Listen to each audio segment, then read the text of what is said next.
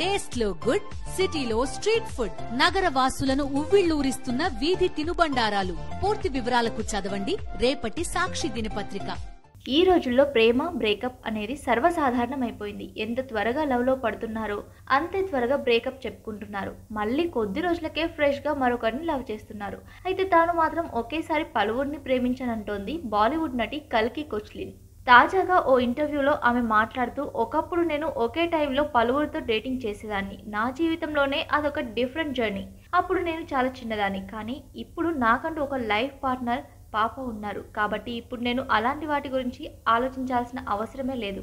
అంతదాకా ఎందుకు, నా జీవిత భాగస్వామి గురించి పట్టించుకోవడానికే నాకు టైం దొరకడం లేదు. అయితే ఎప్పుడైనా సరే మనకంటూ కొన్ని సరిహద్దులు గీసుకోవడమే చాలా మంచిది అని నా అభిప్రాయం అని చెప్పుకొచ్చింది. కాగా కల్కి గతంలో బాలీవుడ్ డైరెక్టర్, నటుడు అనురాగ్ కశ్యప్ ను పెళ్లి చేసుకుంది.